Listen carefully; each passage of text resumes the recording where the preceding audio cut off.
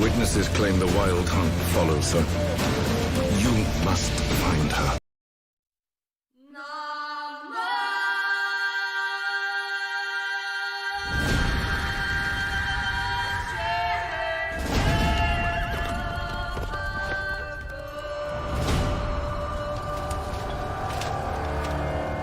Once we were many. Now we are few. Hunters, killers of the world's filth. Witchers, the ultimate killing machines. Among us, a legend. The one they call Geralt of Rivia, the White Wolf. We meet again, Witcher. Your Imperial Majesty. She's returned, Geralt. After all these years. Are you sure it's her? Yes. And she's in danger. Witnesses claim the Wild Hunt follows her. You must find her. And when I do, what then? I shall give her what she deserves.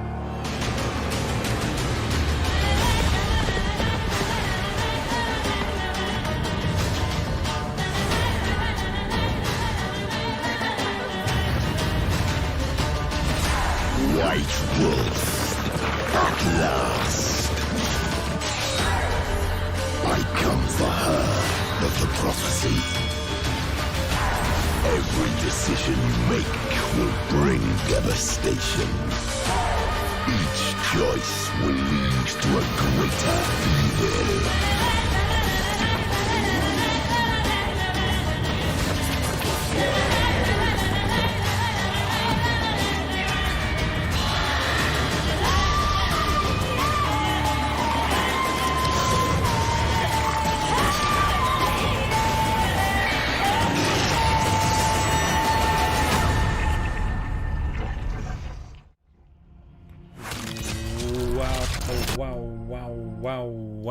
Wow.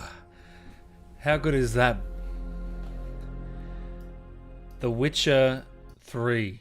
One of my favorite games. How you all doing, guys?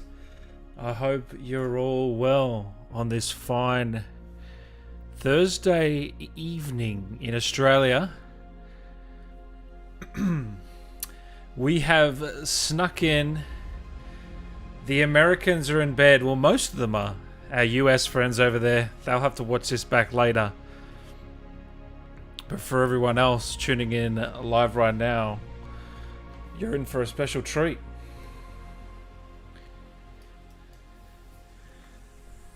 Sydney. Odyssey, who cares? Taryn. Rajan. Sardanilla. Noah. Benji. Kelly, Hector, Rogue, Mr. Genius, Private. How are we all doing, guys? I've been good, Private. Very, very good. We've locked away a couple of guests, guys, that I'm really excited about. Obviously, we've got Joseph Fares tomorrow at around this time. So please join me for that one. He's the game director for It Takes Two, as well as A Way Out and a bunch of other projects. Brothers, if you've ever played that. A fantastic game, Brothers.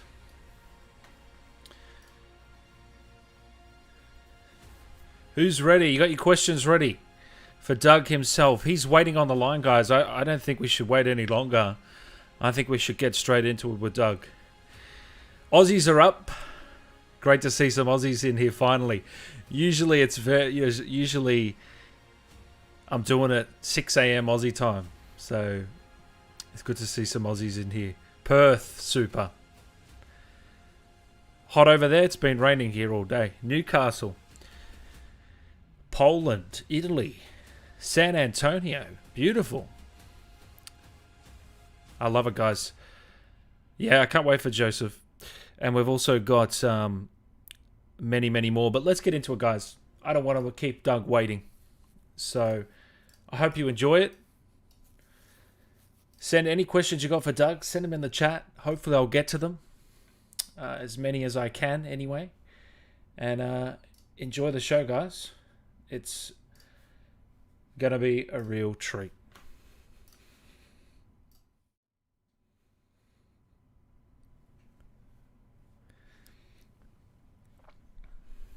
Hey, Dan. Hey, Doug. How you doing, man? We are live right now, brother, by the way. Just so you know. Alrighty. I can hear you. I can't see you. Yeah. Bang. Oh, in the There we go. makeshift studio.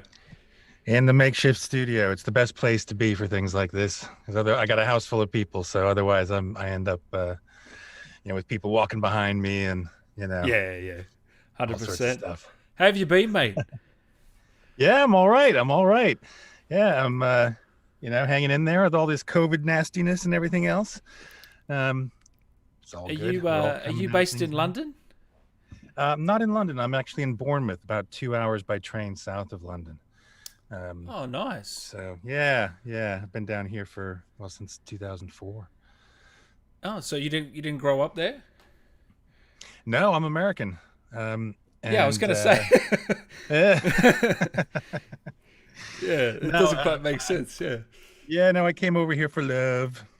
Oh, really? Love struck. Yeah. Yeah. Well, I fell in love in the States, but She brought you over. she brought me over. Yeah, it's a long story. We can talk about it if you want, but it's it's one of those things. Yeah, she got you. She got you early, eh? And now you've got some beautiful kids. How old are they? Oh yeah, gosh, I got two boys, 18 and a half and Whoa. 17. Yeah, they're about 18 months apart. So what do they think Dad's cool? He's Geralt. I certainly hope so. Surely. Are parents ever really cool? Yeah, I know, but my dad wasn't the voice of one of the best characters ever. You know what I mean? Oh man, well I'll tell you what. If this gives any insight, perhaps my youngest, when he was about 15, I guess, Yeah. 14 or 15, a couple of his friends came over to just mess about and stuff, and I walked in the room, and he kind of looked at his friend, and he nodded at me. Like, that's him.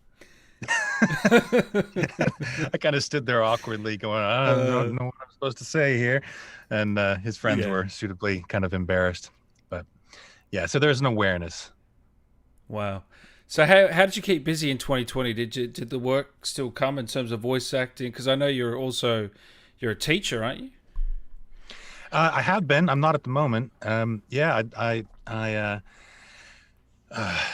I was the course leader for the BA Honors Acting course at Arts University Bournemouth. That's what brought me to Bournemouth, actually, for 13 years, and left there in 2017 to pursue opportunities. I kind of had a good run there. It was starting to feel like Groundhog Day, and I didn't know what to do. And there were things I wanted to explore and try out and stuff like that. So I said goodbye to them. And but then in 2020, I got a job running the acting for film course at University of Chichester. I started that in January last year, and then when COVID hit, it all went crazy, and they decided not to renew my contract. So so I went back into the freelance world in as of September 2020. So yeah, it's a bad time to go back into freelance, but it's been all right, actually. Yeah. And you're still pursuing more video game work? Of course. Yeah. It's become the bread and butter, really. But having said that, I just got off 2 days shooting a small role on a new Amazon TV series that I can't say anything more about, really. Wow. But that's so that's going to be fun. So that's coming it's just out. a small role, but it'll be fun. Well, I have no idea, actually. I know that they're shooting all the way through into October, so the first episodes might not be aired until sometime in the autumn. Well, a few people might not know, but you popped up in Captain America The first Avenger. Yeah. Did you not? Yeah. Yeah, I'm actually part of the Marvel universe, man. Yeah. Is that what you tell everyone? A very small. Well, no, that's what other people have said. Now I just, like a mockingbird, I just repeat it. But yeah, I played the character's name was actually Young Doctor, and then they cast me. So What are you laughing for? I wasn't that young when I did it. A young doctor to my mind is in his 20s. I was easily into my 40s when I shot that. But yeah, I'm the young doctor when I can't remember what Captain America's real name is. Steve.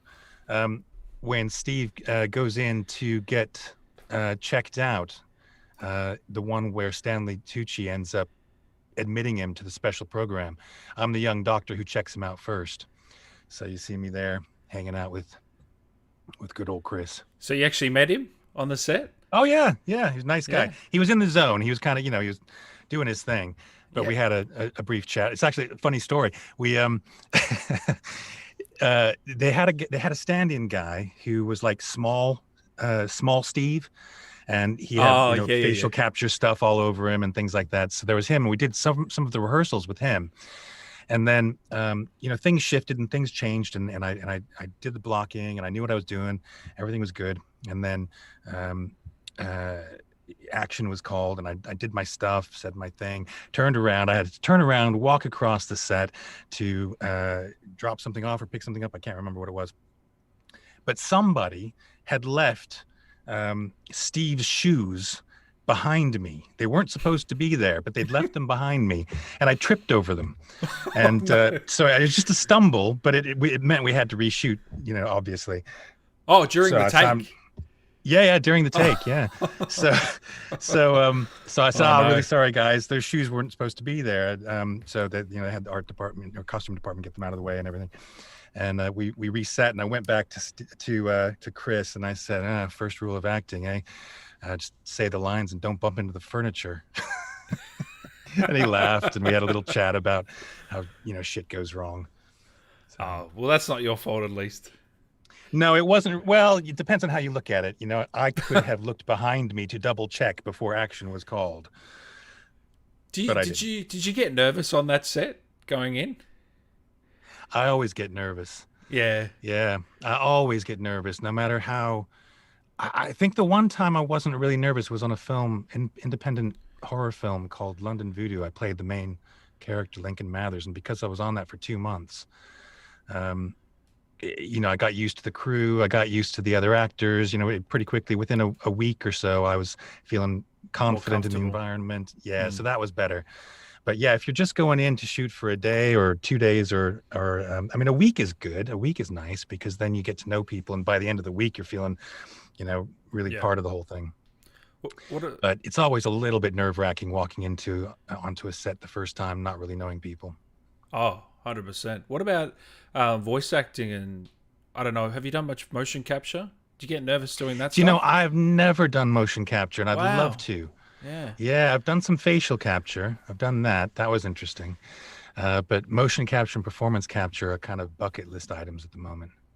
Yeah, because CD Projekt, it's the same for Cyberpunk. I've talked to a lot of the guys in that, and none of them did motion capture. It was all voice work in the booth. I'm guessing that's the same for you, for Geralt. Yeah, it is. Yeah, the all 3 games were recorded in the studio. They weren't. I didn't do any motion capture. There was motion capture that was done. You can go online and have a look, and there's some of the. They did motion capture for a lot of the sword work that Geralt does. So they had a sword master in Poland, do all that kind of stuff, and they had some of the sex scenes. I think were also motion captured by 2 actors in Poland. Really? Yeah. I've seen the footage. Yeah. I haven't seen that footage. I don't want to say I'll look it up after this because it'll make me sound a little bit weird. But I have to ask you as well about that. Like doing the voiceover for that must be a strange experience. I'm guessing you got these voice directors watching you moan and do all these weird, Yeah, I've been asked before what it's like to do those things, and the very first time I was asked, this is what blurted out of my face, and I just keep saying it now because it actually does make sense in a weird sort of way. So yeah, doing sex scenes in the booth when you're on your own, and on the other side of the glass is a director and an engineer, and sometimes a rep from the company, a writer or a producer or something like that. But more often than not, it's just you and the director and the engineer. I said it's a bit like the feeling you might get if your mom walked in on you masturbating. Just that feeling of ultra vulnerability.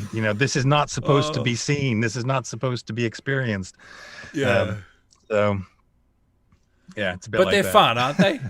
Yeah, they're fun. It's all fun. Yeah, it's all fun. That's one of the things I love about voicing in games is, a lot of the times, it's work. Don't get me wrong. It's not all, fun and giggles and stuff like that. Sometimes it's a real slog because of the nature of the voice that you're doing or the nature of the material or whatever it is. But a lot of the times it's just good fun. You go in, you work with the director, especially once you're a bit experienced as well. It's like going on set. If it's something that you're new to, then, it can be a bit more nerve-wracking. But, yeah, it's just good fun. You go in, you have some fun, record some lines, but walk away. You don't have to memorize anything. It's strenuous on the voice. Like, is it true that you only have 4-hour sessions?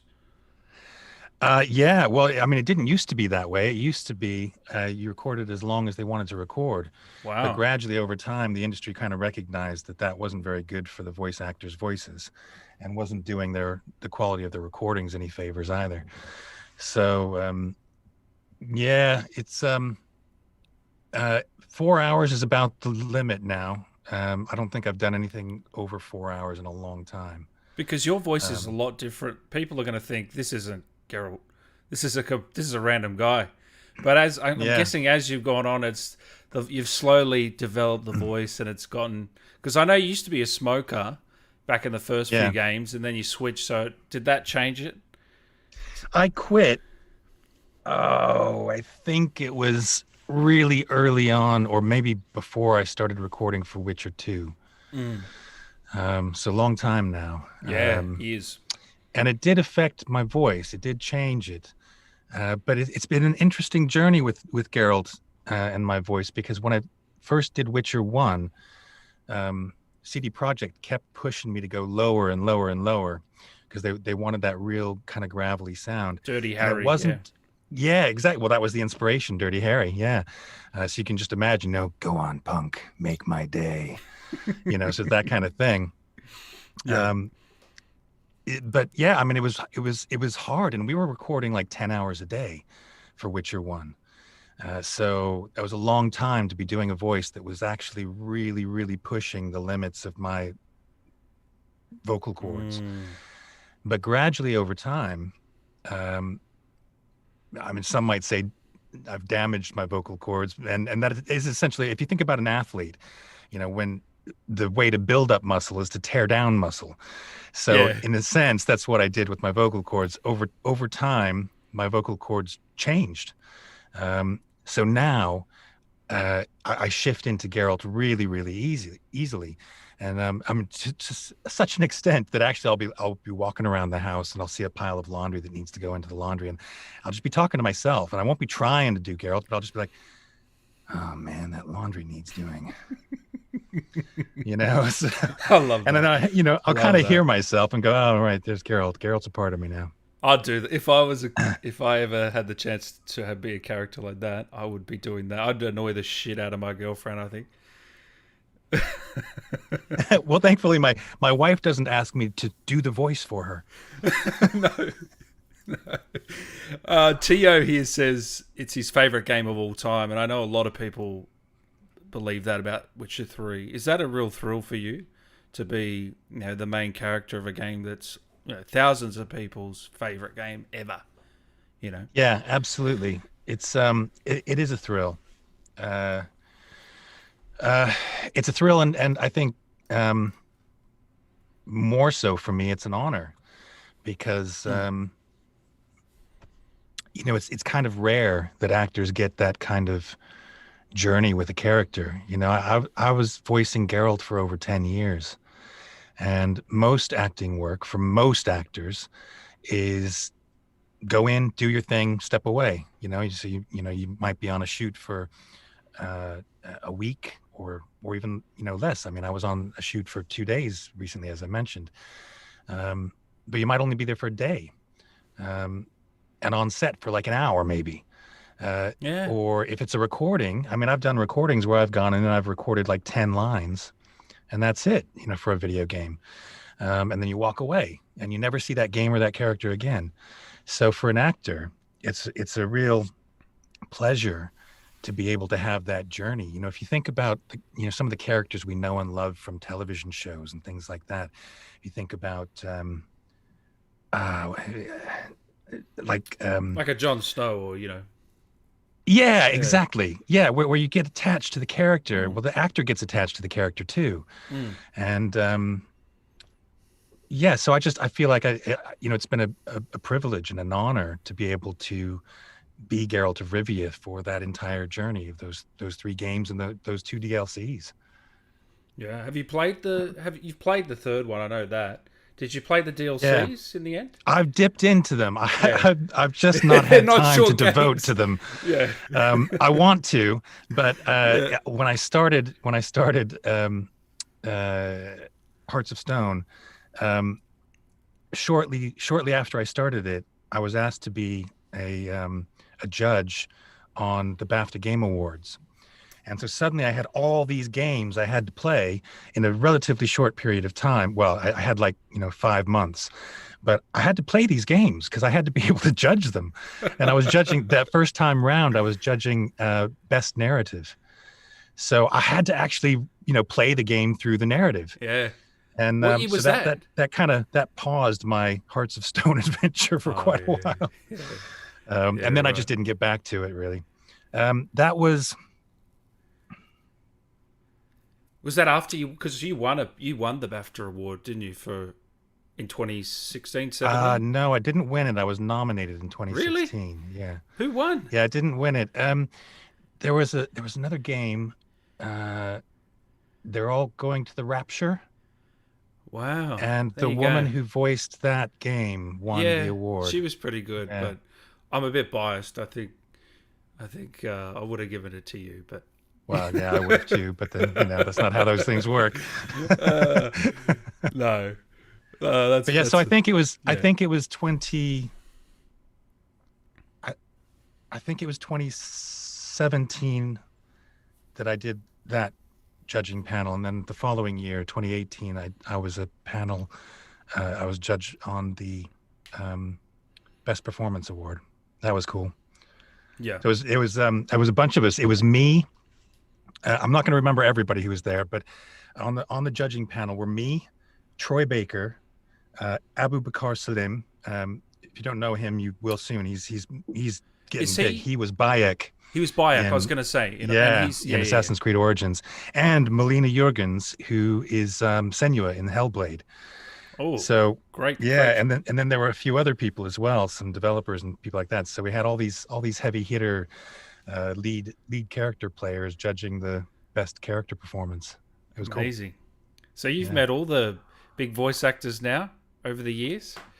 I've met many of them, but certainly not all of them. Yeah. Well, the thing about voice acting is that more often than not, you're alone in the booth, unless you're doing motion capture, and then you're just there with the cast who you're working with. So I have met. Oh, I've met two actors from The Witcher. I met John Schwab, who plays Dandelion.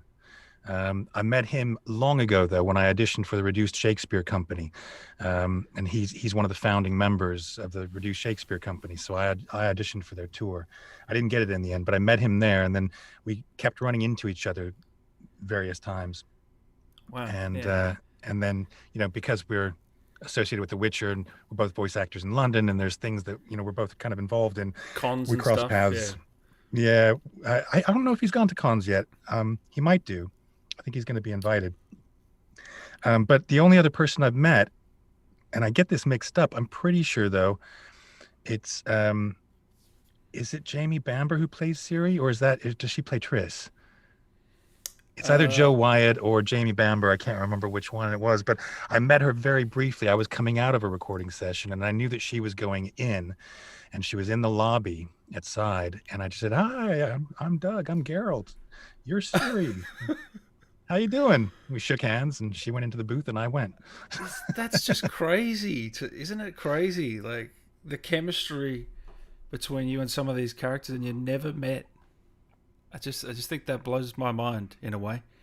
Well, that, to some extent at least, is, credit due to the directors, because that's part of their job, is to make sure that material that's recorded prior to another actor's session, that the energy matches the emotional and psychological energy as much as anything else. So we had some fantastic directors on Witcher. The lead director was Kate Saxon, and she was amazing. And I'd love to work with her again. I haven't had the opportunity, but I would love to. And then we had Damien, I'm going to forget his surname, Damien Goodman and Mark Healy. And they both directed quite a bit of stuff as well, because, Kate can't do it all. There's multiple characters to direct. So, and I worked with all three of them. And once or twice there was somebody else who had to step in because one of those three weren't available. But between the three of them, they directed Witcher 2 and 3. So why didn't they invite you back for a Cyberpunk 2077 cameo? What's going on, Doug? I know, that's a question for CD Projekt, man. I don't know. What were they thinking? I would have had a Geralt Easter egg. That was the first thing I did if I was the director on that game. That would have. Oh, what happened? Well, we did talk about it. One of the guys at CD Projekt, Boris. And I can never pronounce his surname. No, I wouldn't attempt it personally. He's American and Polish, and he's one of the writers and one of the lead translators into English. But I've worked quite closely with him actually, and we were talking at one point, and I kind of jokingly said to him, yeah, Boris, you should have me in Cyberpunk. I could be a quest guy. I could be a bartender named Gerald or Jerry or something, and I could have some waitresses, maybe someone named Trisha and another one named Yennefer. Oh, that'd be so cool. Just a little nod. That was my idea, but What, you got turned down? Come on. Well, it was a casual conversation. It wasn't it wasn't an offer. From them, but I would have loved to do it. Oh, I know. Did you ever get to play Cyberpunk? I played through. I have not. No. Yeah. I will eventually. I mean, it looks too good not to, but I'm kind of waiting until some of the issues that CD Projekt are trying to get resolved before I dive into that deep pool of cyber energy. Yeah. Well. I did experience a few bugs and glitches, but I got to say they nailed the narrative of it. I tell you what, and the characters, much like The Witcher 3. And even with The Witcher 3, I remember at launch there was a few bugs and glitches, but I know that they'll fix everything. They're one of the best devs in the world for a reason. You know what I mean? Yeah, they've been having a rough time recently. They have. I feel for them because they really are some of the good guys. I don't think that, in all my dealings with CD Projekt, they've been really, really great. And some of the things I've heard about some other studios, I won't name any names, obviously, but, none of them are outright evil. That's just, that's not how the business works. But yeah, they're human beings, but I think CD Projekt, they just the ethos of the company has been very, very player focused. Yeah. I mean, it's part of their manifesto. It's been player focused, and they want to put out good work. That's their primary goal. So, I have great respect for them. Yeah, as do I. And obviously you would have seen that they pretty much officially confirmed that they will be doing another Witcher game, and I believe more for Cyberpunk. What was your reaction to that when you saw that come out? Well, I kind of knew something was going to happen. Yeah. I mean, I haven't. Nobody at CD Projekt has told me anything specific, but Yeah. I had a hypothetical conversation with somebody from CD Projekt at one point on the way to the Golden Joystick Awards in 2016, and we were just kind of talking about possibilities, Yeah. And I put forward a couple possibilities, and those possibilities were not sneered at. Oh yes, I So love it. yeah. Love it. I'm not saying I know what's going to happen in a Witcher 4, even if it's called. I don't even know if it'll be called a Witcher 4. It'll just be another game set in the Witcher universe. Yeah. So we may not see Geralt in that game.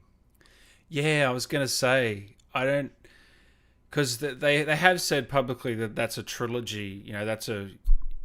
That's the story. So I don't know. Is it? Do you think it'll be another protagonist in the next one?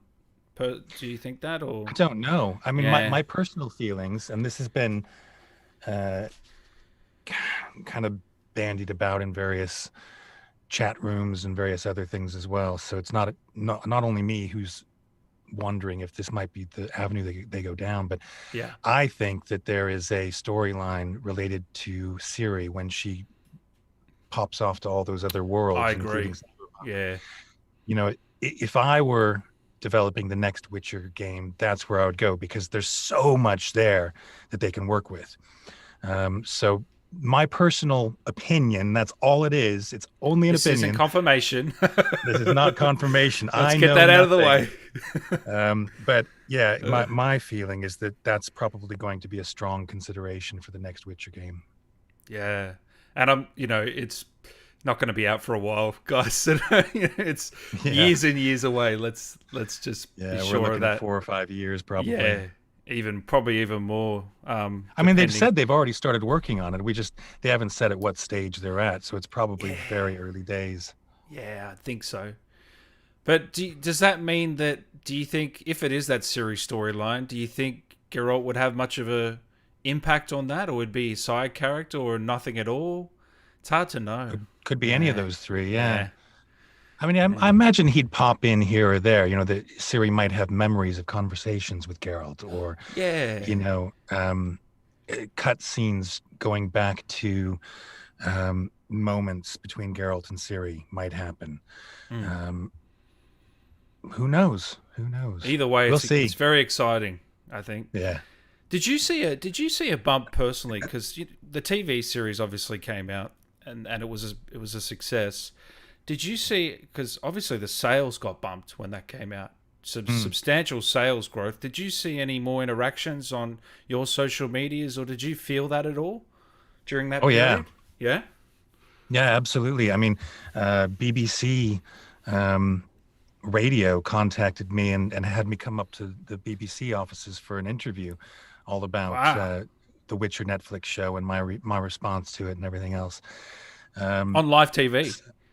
It was radio. Radio, actually. sorry, yeah. It was, Yeah. I don't remember what the name of the show is, but it's a specialist game show on Radio 1, I think it is. That's a big deal, yeah.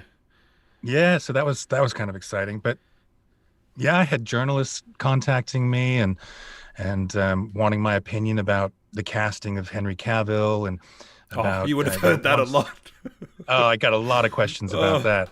And then once the show aired, it was all about questions about what I thought about what they did and stuff. And frankly, I always knew it was going to be something different from the game, because Lauren Hisrich, the showrunner, she'd been really clear right from the beginning that they were basing the entire TV series on the books.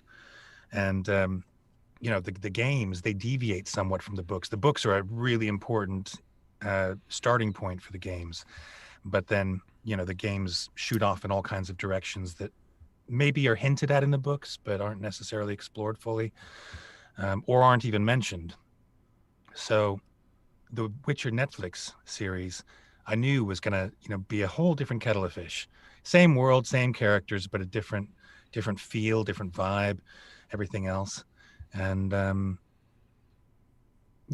mean, personally, I was thrilled when Henry was cast. I thought he I mean, there were some early kind of like, oh wow, Henry Cavill, wow, okay. interesting choice. But then the more I kind of looked at it, the more I thought, actually, I think he's going to be really good. She's certainly got the physique, and now Oh, now not we've as good seen as him you though. Oh no, yeah, no, oh man, hands down, I beat Henry in a stud contest. Yeah, of course. No, I like him because, and I like that he does a lot of research. It feels like he does a lot of research, like he read the books and he played the games, and not a lot of Hollywood actors would go to that length, would they really? Yeah, he did a lot of research. Well, I mean, he was a big fan of the books and the games before he was even cast. And Yeah, exactly. in fact, when he found out that that the Witcher TV series was going to be made, he actively Put his hat pursued. in the Yeah, he stalked Lauren. He wouldn't say that, but I've seen interviews with him where he basically said, yeah, I wanted that role, so I put myself out there and I put myself in front of Lauren, and and eventually that worked out. And So, have you ever met him good on before? him. Yeah. Yeah, I was very fortunate. Wow. He's a really lovely guy. Yeah. He's a really, really nice guy, and I think that shows in the gesture I'm about to tell you about. So, The Witcher Netflix episode 1, it launched in London in November 20. Wasn't 19, was it? No, 2018. November 2018. And it had a live launch at a theater in Leicester Square. And out of the blue one day, I got a DM on Instagram from this guy claiming to be Henry Cavill. And the text just said, "Hey, Doug, big fan of your work. Hoping you might be able to make it to the launch and the after party in November. Let me know if you're interested." And I was like, fuck this, somebody's playing a joke on me. You know what I mean? I didn't believe it at first. No, I I was just like, wouldn't either. no. But just in case, I'm going to respond to this DM because I get a lot of DMs doing a lot of things, and I ignore a lot of them. But I decided, well, this one I had to respond to because there was this chance. Yeah. And so I messaged back and I said, if this is true and the invitation is real, then yes, please. But how do I know this is really you, or something like that? And he wrote back and he said, haha, yeah, I can totally get that. All right, well, I'll send you proof once I land in somewhere he was going, Malta or wherever he was going to shoot something. Oh my God. And so gradually, I mean, from that reply, I kind of knew, yeah, this is Henry. You could just tell, yeah. Well, it was too casual, somebody who's being a Impersonator would, yeah. Yeah, quite often it's broken English, or it's you can just tell by the way that things are being said that that this person isn't really who they say they are. But so I went to the launch, and it was really cool. I mean, he was so sweet. He put me in with his personal entourage. Oh, wow. So I was hanging out with his girlfriend. Or I don't know. Actually, I don't know if that was his girlfriend. There was just a woman with him. She might have been a personal assistant. Yeah. But I was hanging out with all his family, his brothers, his parents, all this stuff. And yeah, so we went to the premiere. We watched the thing, and then we all piled into the vans, and we went to this private club somewhere in Covent Garden, I think it was. And it was a big party for the cast and crew and the producers and close friends and family and stuff like that. And so I was all part of that. And then about, I don't know, 45 minutes, an hour into hanging out there with people, talking to members of the cast and stuff, Henry's main personal assistant came over and said, Doug, come on, Henry wants to have a chat. So I went. They took me into this back room where his family were and stuff, and we stood there and we had a lovely chat for hour, maybe an hour and a half. That's We awesome. talked about The Witcher. We talked about Superman. We talked about acting and Hollywood, and we talked about, you know, uh, just all kinds of stuff. Really casual, really easy, lovely guy. That's great to hear. That really is great to hear. And you watched the whole show in the end? Yeah, Yeah? yeah, twice. I had to watch it twice because the first time around I didn't get what they were doing with the time jumps. I just didn't clock it. And so it was about 3/4 of the way through the show, through the episodes, that I suddenly went, oh, they're jumping in time. Yeah. So I was like, okay, I got to go back. And so I watched the end, and then I went back and I watched from the beginning again, and then I got it. So that's awesome. So it's got your tick of approval. yeah, loved it. I thought it was fantastic. That's awesome. I've only watched the first couple of episodes just recently, so I got to finish it. I've got some questions here for you, Doug, from the chat that I'd like to ask you. First one is from Taryn. He says, or she says, I think it's a he. Who's your favorite Witcher apart from Geralt? Do you have a My favorite? favorite Witcher apart from Geralt. That's stretching your knowledge a little bit. No. I mean, the only three that I know, other than some of the, there's that Witcher from the School of the Cat who's nuts in the books, and then there's another. It's not Letho, is it? Is Letho a Witcher? Letho? I can't remember.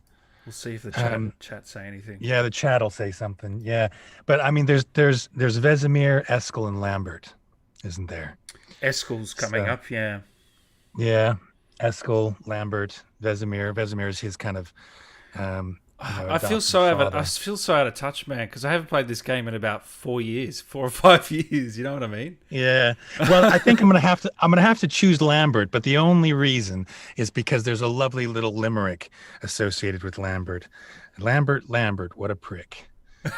And I can't remember what the rest of it is, but I love that little cheekiness. Kelly asks, would you like to do a cameo in the Witcher series? That'd be cool. Yeah, absolutely. No, I suggested this to Lauren, and she laughed in a good way. And I said to her, "Well, either I could just I could just be like like the cyberpunk thing. I could be like a tavern guy who serves at the bar or something. Geralt of Rivia, at the bar. Or I love this one. I love the idea of me just being in every single episode somewhere in the background, and it's I love that. Where's Doug? Like, where's Waldo? Where's Doug in this episode? Can you see him? Can you find him? You need to pitch that to Lauren. I think I have, and I think that for reasons that are probably very good, and and there are probably several of them, she probably would prefer not to do that. People are asking, did you get sucked into Gwent? I mean, I reckon I spent 50 hours in The Witcher 3 playing Gwent, and then they finally released a standalone for me to sink another 100 hours into. Did you get sucked in like me or not? No, I didn't. Oh. And very unfortunately, I was quoted in an interview. I was at MomoCon a few years back, and this lovely guy was interviewing me. And he wrote up a great article. I loved it because it absolutely represented the night that we were out in Atlanta. And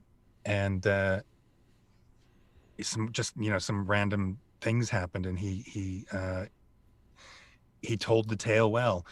With one exception, he asked me if I played Gwent, and at the time, it was late in the evening. I'd been doing signings all day. I was a little bit tired, but I just went, "Oh man, I hate Gwent," and just that joking. ended up in the interview. Yeah. But I went on to explain to him. I said, "No, I don't hate Gwent. I played Gwent. I enjoyed it, but I always lose. So I stopped playing it because I just sucked at it." But he didn't put that in the article.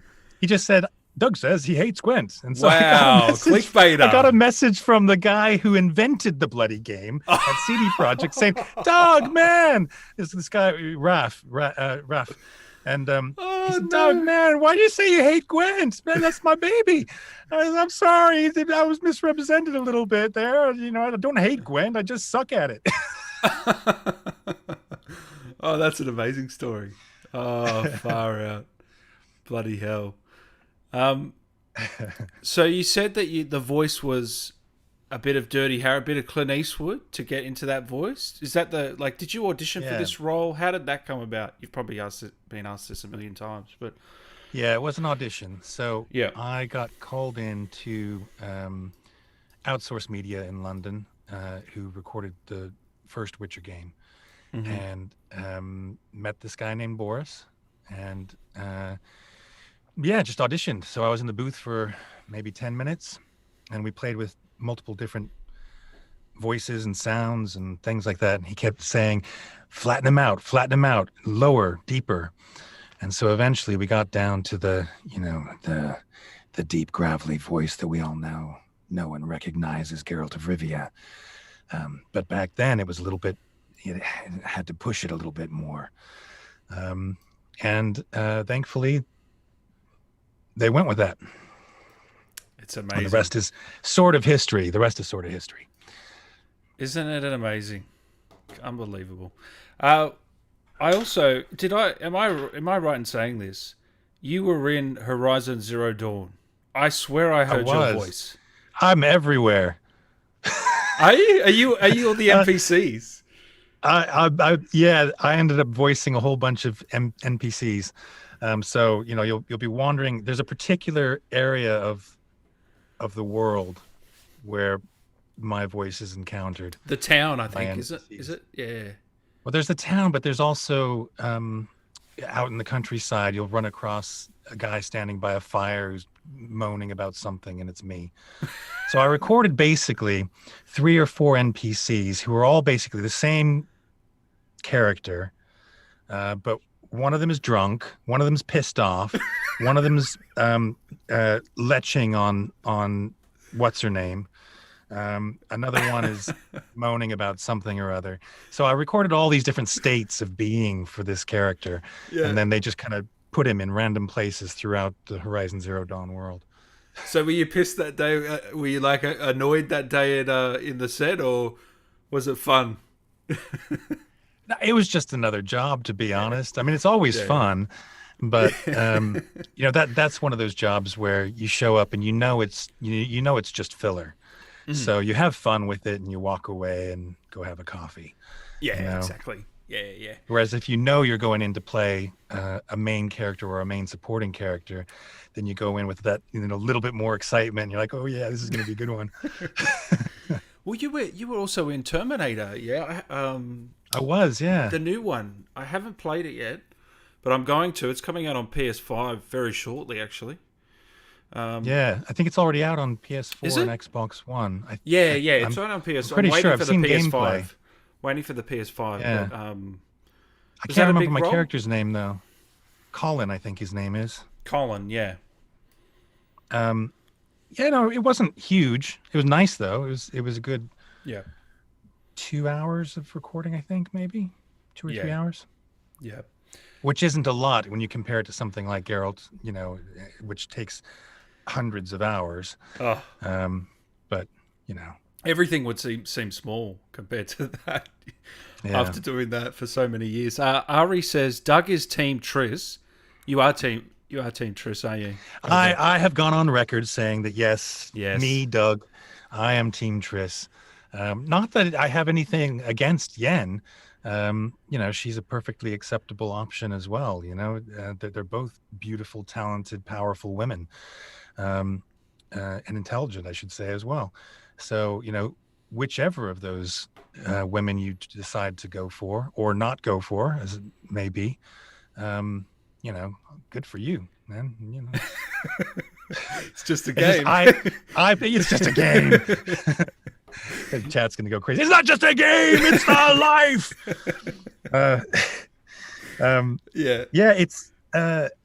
It's.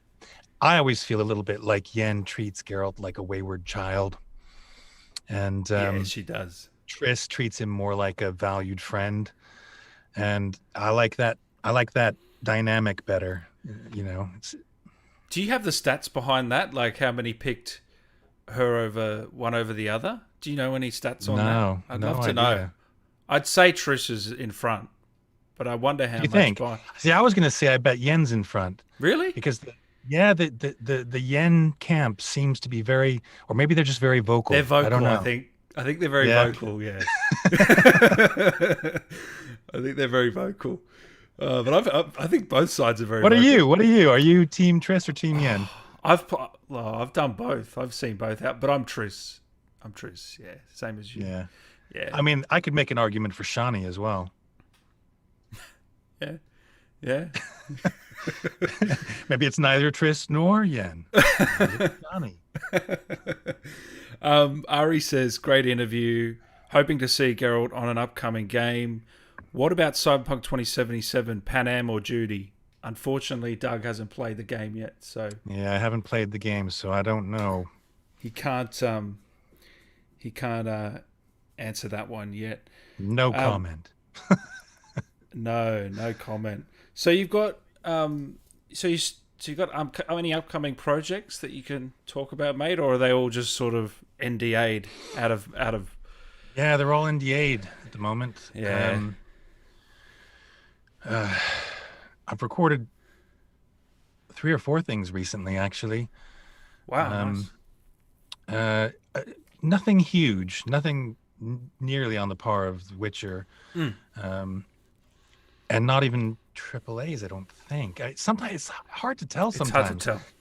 Because they shroud them in mystery. You know, they they have code words for the titles, and sometimes all I know is the nature of the character that I'm recording and the environment that the character is in, and then I see the lines, and I don't know who's producing it. I don't know how big it is. I don't know when it's coming out. I don't even know who the other characters are. You know, I'm just recording in this void. Yeah. It's a weird industry, isn't it? It's the only. Yeah. It feels like it's the only industry where most people know nothing about what they're doing. You know what I mean? But you do it. You're a professional, and you would never know. Ab says, do you enjoy voice acting the most out of all the things that you do, theatre, directing, etc.? I wouldn't say I enjoy it the most, but I No. certainly enjoy it. It's really good fun. It's different though, you know, it's different. It was really nice to be back on a set interacting with other actors recently. You know, I mean, this is just last week. And it's been so long since I've been on a set. I think it's been over a year because the industry just shut down. So hardly anything was shooting. And the things that we're shooting with like a skeleton crew and a skeleton cast, you know, like a cast of 3 and a crew of, 10. And that was it. So casting opportunities were really few and far between. But just getting on that set and having that live interaction. I mean, that's one of the things I love about acting is that exchange of energy, that give and take. And it was lovely. The actor playing the lead in the thing I did last week, I won't mention her name because it might give too much away. Yeah. But I mean, she's a, reasonably well-known, she's a well-known Hollywood actor. And she was perfectly lovely. And she comes in and she has to remove someone else from the situation that I've put them in. And she has to get really mad at me. And man, the daggers she was shooting out of her eyes at me. And it was just so nice because that's the kind of thing actors live for. It's that exchange of energy and that dynamic. And, we had to shoot the thing numerous times. So I got to experience that give and take with her, 10, 20 times. So I love that. I love that about acting. And in voice acting, you don't have that. It's different. Sometimes unless you're doing motion capture, yeah. Yeah, exactly. Unless Yeah. you're doing motion capture or performance capture, and then you do have that. Yeah. Which is why you want to do it so badly. Yeah. Now it makes sense. Yeah, exactly. It does. But it's just different, you know what I mean? Because like, Yeah. I love the live theater as well. You know, my most of my training was for theater, and I love performing live in front of an audience. There's nothing more thrilling and adrenaline shooting than that, because anything could go wrong, and you have to just deal with it in front of a live audience.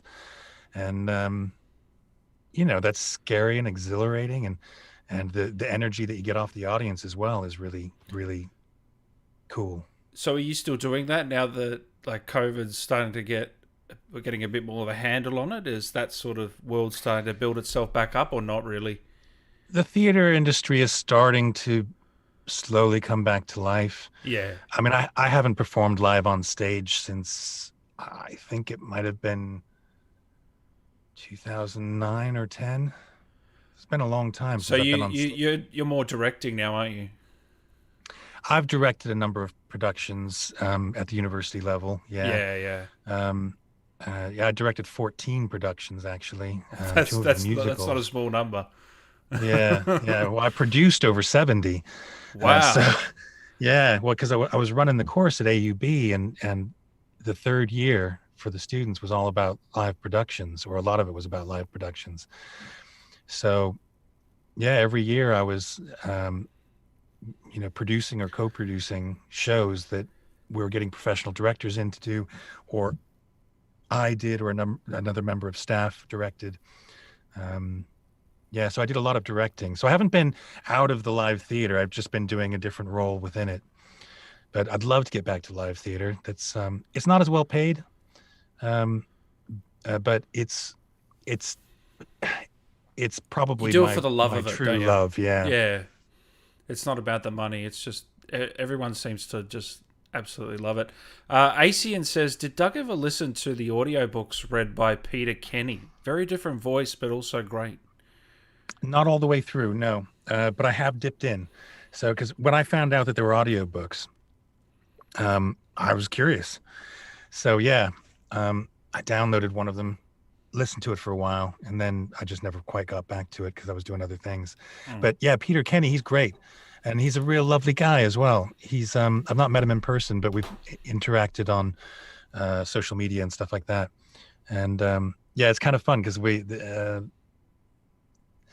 I know that there are other Geralts in other languages, and they can join this club too, obviously. But in terms of the English language Geralts, it's a very small club. It's Peter, me, and Henry. So that's kind of fun.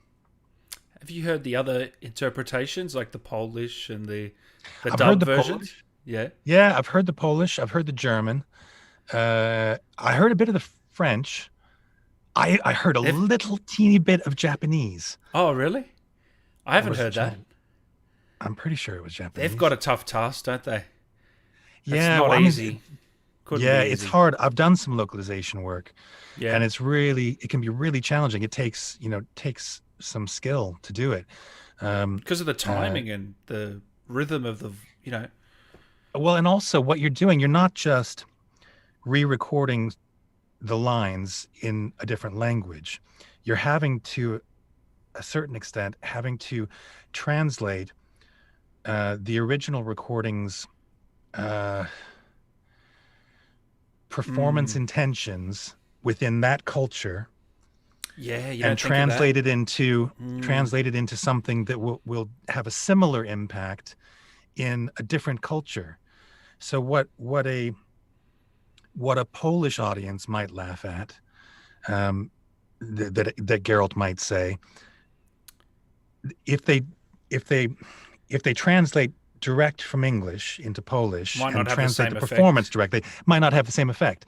So not only are you having to perform, but you're having to translate the meaning that someone else has already kind of generated and translate that into a different language and culture. So I have mad respect for the folks who do localizations. You know, it really is a skill. And I mean, I can't I can't judge them because I don't speak those languages and I don't know those cultures the way that someone from that culture speaking that language would. But, you know, I mean, I've seen on the chat, you know, several people have said, oh man, you know, the Polish Geralt is the best. Great. That's cool, man. You know, that means that actor did a fucking great job. Yeah, no, wait, that is good. That is good. Even like Call of Duty, you're probably familiar with that game. That some of the characters there, they have like 12 versions: German, Japanese, Polish, French, everything. So it's a lot of stuff that people just don't see. Bryn says, were there any major differences between recording for Witcher 1 compared to Witcher 3? Yeah.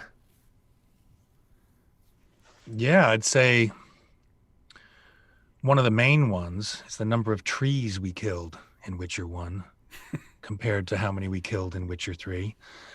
Because the technology changed. So in Witcher 1, we had sheets and sheets and sheets of dialogue printed out on paper. Of course. Yeah. Right. And by the time we got to Witcher 3, it was all on the television in front of me. So, you know, we saved a lot of trees in Witcher, and that started probably about halfway or 3/4 of the way through Witcher 2, actually, that we started getting the televisions in the rooms and the dialogue sheets up on the televisions. So that was a change for the better environmentally. Yeah, you don't think of that at all. I mean, there were other changes as well. You know, the CD Projekt shifted voice production studio between Witcher 1 and Witcher 2 for reasons only they know. I don't really fully understand, but my understanding is that they wanted to kind of go back to the drawing board and do everything just that bit differently, and for them that also meant changing voice production studio. So there was that. But something I noticed throughout Witcher 1, 2, and 3 is the amount of emotional life that the writers allowed Geralt to have. I like to think that I was some influence on that, because in Witcher 1, they kept telling me to take all the emotion out of him. Really? That he had no emotion at all. Yeah, because it describes him that way in the books. And even in the books, though, I don't think that we see emotion from him in the books. And so I never fully agreed with that. I tried to do what they wanted, but inevitably, because I'm human and because I'm an actor and actors deal in human emotions, that's principally what we do. You know, some emotion slipped in, and probably some of it was unconscious and some of it was conscious. Some of it was like, oh, he can't be completely dead on this line or it's not going to have any impact. So I kept pushing in small, subtle ways the limits of what the writers or whoever at CD Projekt was evaluating this, what they wanted in terms of his emotional availability, his emotional expression, all of that. But the writers also, they just allowed him more. So as they gave me more opportunities for Geralt to have an emotional life, I just kept pushing the envelope just that tiny bit. So between me and the writers and the director, who was also, you know, either reining me in or letting me go a bit further, we see a different Geralt in Witcher 3 from the one we see in Witcher 1. Oh yeah. And you can practically track his progress. You know, just you know, if you were to go through in great detail, you could probably pinpoint some milestone moments where Geralt takes another step up on the emotional it's the exact same available for scale. It's the exact same for David Bateson, who plays Agent 47 in Hitman. I had him on the show and he said the same thing. It's at the first very not much emotion, but as they developed the character, and as the years went on, he became more humanized. It sounds very similar to your story. It's interesting. Maybe it was back then that was the cool character trait. You know, a real badass that doesn't have much emotion. Do you know what I mean? I don't know. Yeah, I do know what you mean. Yeah. I don't know. See, I think even a bad character has to have redeemable. Not necessarily redeemable, because like in that film No Country for Old Men, Oh, I love it. and Yeah. yeah, great film. I can't remember the actor's name who plays Javier? the baddie. Yes. Oh man, I mean, because that character is nasty. He's a Oh, nasty piece of work. yeah. But there are just little teeny moments that he plugs in I know. where you just go, there is something more to you than the vicious killer that you obviously are. You know what I mean? Like, I 100% know what you mean. Yeah. 100% know what you mean. I love that movie. Now I got to watch it again. That you've brought that up. We've got another question here. Hey Doug, I'm a massive fan. The Witcher 3 is one of my favorite games ever. What are your thoughts on Gaunter O'Dimm? That's from Mikiel. well, he's a mysterious mirror fellow, isn't he? And that's all you say on that one? Is that right? You know what I just got reminded of? I saw, I think it went viral, the Pickle Rick stuff. I think it was a cameo you did. Yeah. Oh my god. Did you expect that? No, I thought I was just doing something funny for somebody who wanted something funny for their friend. Yeah. You know, it was one of those cameos where, you kind of do a double take and go, should I do that? Yeah. I don't know, because I have to be a little bit careful about the character of Geralt. There are some things he can say and some things he can't. Oh, you'll get in trouble. Yeah. Well, I might not. I have gotten in trouble in the past for saying certain things that were perhaps too political or too political in a particular way or whatever it is. But the thing is, Geralt can't go there. I don't own him, and I can't give him a real world political life. That's not fair, because people from all different walks of life love the character for all kinds of reasons. And because of who I am and my relationship with the character, I have to be a little bit careful about how I represent him. Someone else, a big fan wants to, put a political stamp on Geralt. Great, go for it. That's you. But because of my relationship with Geralt, the character, and with CD Projekt, I just have to be that little bit sensitive to fans, but also to Geralt.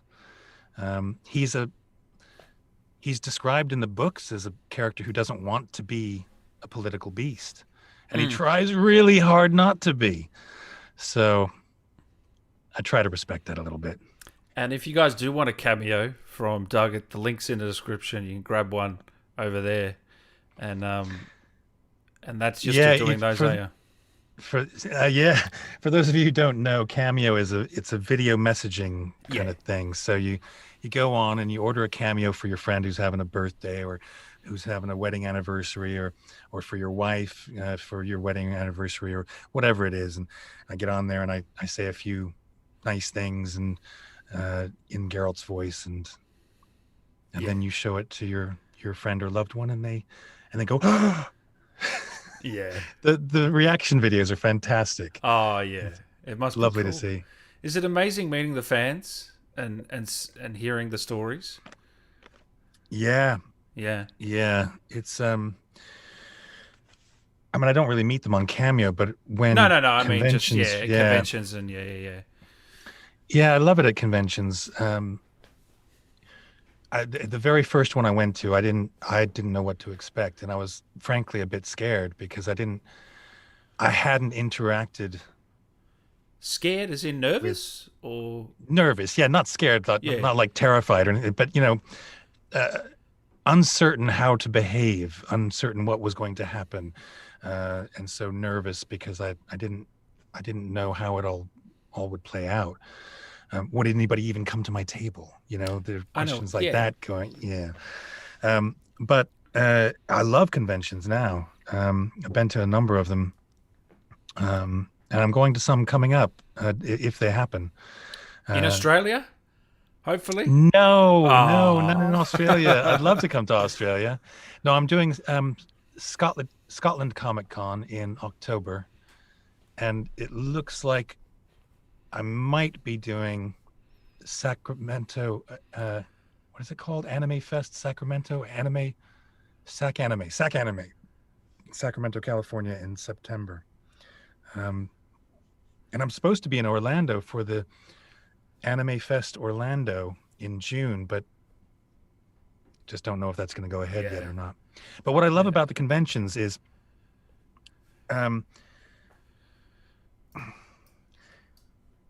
the people who come and talk to me at my table, they just want to have a joyful conversation about something that they love. I mean, that's what those conventions are about. It's about people celebrating worlds and characters and storylines and, things that they love. So the atmosphere is always so positive. And I've had nothing but really positive, really joyous interactions at conventions. And you walk away from those exhausted, but also just feeling up because everybody's so, having a great time.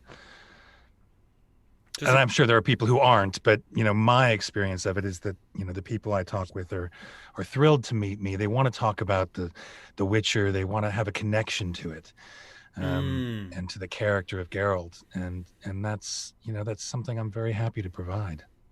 What are they like when they ask you to do the voice or the put on the voice? What line do they go to? Is it the Roach line? Is it Is it what what do they ask you? Is it the silver line? What is there one specific line that they ask you to do, or is it a bunch? No, there's a lot of different ones. But after the Witcher Netflix came out, it was fuck. Yeah. So, no, things like how you like that silver. Yeah. Winds howling. Looks like rain. Yeah. And I've got all that kind of stuff. I've got people here asking, do you hate portals? Geralt does. Yeah, Geralt I've does. never been in one. Not you. I have a feeling it would be quite an uncomfortable sensation if it wasn't something you were doing all the time, Yeah. How many hours did you put into the game, by the way? Because I reckon playing it or playing it. Gosh, I don't remember. Did you do all the side quests? Did you polish everything off, or just the story? No, I don't think I did. Yeah. I think I did a lot of side quests. You can hear my dog going nuts. Oh. The doorbell rang, so he's going bonkers. Oh, really? He's a little border terrier named Digby. And nice. Normally, he's really quiet. That's all right. When the door goes, if you need to step away, you can. It's all right. No, it's okay. My wife and my youngest son are here in the house. So cool. They'll look after the dog on the door. Yeah. Mine's dead asleep at the moment. She had a big day. Golden Retriever. I love golden retrievers. Yeah. Yeah, very cute. So, you didn't polish everything off, you don't think? No, I'm sure I didn't. I've gone back several times just to go back in and find things that I hadn't done before and go do them and just mess around. I have this vague recollection that I may have put somewhere around 165 hours in. Yeah, nice. Just go with that. Just go with that. Yeah. It was under 200. I know that. And it was higher than 100. So somewhere in there. It's possible. Do you get to play much these days? Is there anything that you've played in the last couple of years? I have not played, with the exception of Nidhogg, which I've played with one or both of my sons a couple times over the past 6 or 8 months or something like that. Yeah. Aside from Nidhogg, I haven't played anything in well over a year. I think I finished Assassin's Creed Origins in October or November 2019. And I have just not been able to dip my oars into another game since then. part of it is time. I just don't have the time to devote to it at the moment. And part of it is, I think I actually got a little bit burnt out because I was playing so many games for several big years. RPGs, yeah. Yeah, big RPGs, God of War, Senua's Hellblade, Senua's Sacrifice, Witcher, Assassin's Creed. Witcher, Assassin's Creed, Red Dead Redemption. What's the one with the Nazis and the submarine and the Wolfenstein 2. Yep. I mean, the list goes on and on and on. I must have played 3-4 dozen games. Yeah. Big games in the span of 2.5, 3 years. And it was great. But just kind of go, whoa. It's just need to take a break. Yeah. So combination of time and I need to just step away for a little while. It's been too long now, though. I want to get back into it, but I've managed to make myself super busy. When my contract at the university I was teaching at ended, and I was looking into this kind of COVID void for this year. Yeah. I was like, well, what am I going to do? I know that work's going to be a little bit slow because nothing's shooting. I don't know how many games are going to be recording over here. I don't know how many are going to be recording remotely. I knew there were going to be more lockdowns. So I was like, well, what can I do? What am I going to do with my time, with my energy? I did think about playing games and stuff, but I was like, no, I want to come out of this lockdown and this mess with something solid, something I can point to and go, I did that. And so I decided to do an MBA for my sins. So I've been doing a Master's of Business Administration course at Bournemouth University. Oh my God. And wow. Yeah, and working. I've had more work than I expected, thankfully. But yeah, between cameos and interviews and professional work and MBAs and online signings, and I've been super busy. Two teenage boys, a dog to walk, dinners to make. Yeah, I'm busy, man. Yeah, are you the chef of the house? I think I've seen a couple of your concoctions on Instagram. I like to cook. Yeah. I mean, my wife cooks too. We probably split it evenly between us, but I do enjoy cooking. I mean, sometimes I don't. Sometimes it's just I need to eat something and I need to make it. So but sometimes sometimes it's enjoyable. I enjoy it. I enjoy trying new things. I enjoy, taking old things and doing them in slightly different ways. I enjoy it. Your son's gamers? Yeah, they are. Yeah, my oldest, actually, he's home at the moment. He's going back to university tomorrow. He was on Red Dead Redemption 2 last night for most of the evening. You could hear it, could you? I went and watched him for a while. Oh, did you? Yeah. Yeah, just for like 10, 15 minutes, I went and watched him. And my youngest, for a good hour or two yesterday, he was on Ultimate Fighting Championship or Ultimate Fighting Challenge or whatever it is. The Ultimate Fighting game. Yeah. One of the more recent ones. Yeah, so there's hundreds.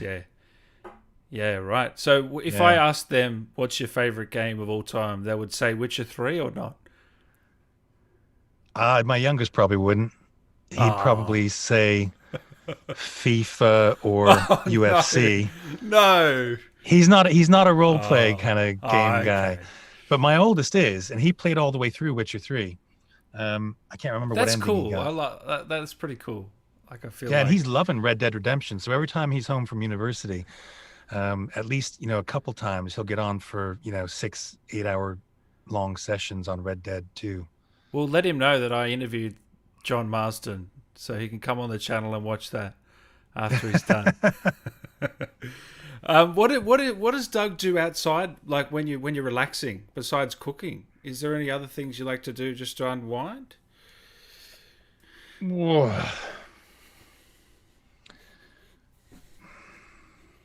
No. No, I seem to be pretty tightly wound these days. You sound like me. You sound like me. Far out. No, I do play guitar. Oh, nice. Very poor. Yeah, very poorly. Don't ask me to play for you because I'll make a hash of it. But I enjoy making noise with it. I read for pleasure. Not as much as I would like because I've got lots of other things I'm reading at the moment. But anything you can recommend to us at the moment? Oh yeah. What is it called? It's downstairs. Oh God, it's the book series written by that English author. He's written tons of them. The main character is Uhtred of Bebbanburg. There's a TV show that's been made of it now. The first. Oh, somebody will remember it. The Last Kingdom? The Last Kingdom. Yeah, that's the first book in the whole series, and I'm reading one of the latest ones. And it's this fantastic series, and it's all based on real events and real people in England's past. Voice does not sound similar, Evan. Come on. Do you think all voice actors sound exactly like their characters? No. You want Geralt, you have to ask for the voice. See, I have to do it. Anyway, so I saw that one comment. I was like, oh, come on, man. I bet you're going to say next that I don't look like Geralt either. Yeah.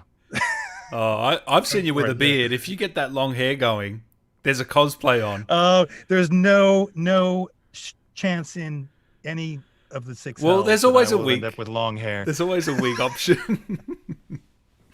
But yeah, the Last Kingdom books. And I don't remember the author's name, but he's brilliant. So I've been really enjoying those. Do you have a favorite book series of all time? Yeah, Lord of the Rings. Oh, that's what I was going to say. You can't beat it. You can't beat it. I don't think. It's just. I grew up on it. Masterpiece, isn't it? Yeah. I mean, I was introduced to The Hobbit when I was in, I think it might have been 4th or 5th grade. My teacher, Mr. Langdon, he was a great teacher. And every day for the entire, I don't know if it was all year long, he might have gotten through it, but every day he would take a small section of the day, just 15 or 20 minutes or something like that, and he would read to us from The Hobbit. And so I just fell in love with that, the Hobbit and the Hobbit world. And then found out about Lord of the Rings, and I started reading Lord of the Rings when I was 10 or 11, something like that. It took me a while at that age, but I got through it, and I've read it like 6 times now. Yeah, all the way through. Love it. Love Lord of the Rings and the movies. Love the movies too. Yeah, 10 out of 10. Yeah, absolutely. People are asking as well, have you read the books? I think we mentioned you have read the Witcher books, a lot of the Witcher books, haven't you? Yeah, I've read all of them. Yeah. I haven't. Bernard Cornwell. Sorry, Bernard Cornwell, the Last Kingdom author. Yeah. Oh, yeah, that's the one. Yeah, right. Well, I'll have to get on that. DYI says, I hear a voice plus the ambient music from The Witcher 3 and I instantly want to dive back in. What did you think of Geralt's final farewell when he turns to the player? Oh, you mean at the anniversary thing? I think so, yeah. I think that's what he means. Yeah. It's like I'm guessing, because he said turns to the player. I'm guessing he means because there's that 10-year anniversary or that something video, like that video. Yeah. So here's to you. Yeah. Is that the last thing you recorded? I'm guessing it is. I don't think so. I think I've recorded some stuff since then. Little trailers and stuff for Gwent. Oh, and Thronebreaker. I recorded Gwent, some stuff for Thronebreaker. Of course, yeah. Of course. Yeah. So. What did you think of that? I thought it was beautifully done. It was really nice. I mean, again, going back to CD Projekt and their emphasis on being there for the players, they didn't have to do that. They didn't have to make a 10-year anniversary video that was all about celebrating the journey that all those characters have been on. But hey, you've been on that journey with us, is what they were saying. So thank you for coming on that journey with us. That was a beautiful thing to do, It really was. They don't get enough credit for that because not many devs would do that. Like that costs money. You know what I mean? Yeah, exactly. It costs money, and it doesn't make any money. It doesn't make any. Yeah, exactly. might get some more interest in the games from people who haven't played them before or something like that. But that's only marginal. Doug, have you played any Witcher game in Polish? And if so, how was your take on the different approach? I think we mentioned that before, didn't we? No, I haven't played it in Polish, but I've seen, You've seen it, gameplay. Yeah. And he did a phenomenal job. Well, from I what don't we've speak heard. Polish, so I don't really know. Yeah, there'd be no reason for you to play in Polish. Yeah. You wouldn't be understanding anything. I'll give you a couple more because I know you're a busy man. Any advice for people wanting to get into acting, voice acting, theatre? What advice would you have for them? Ooh, there's lots of advice I would give.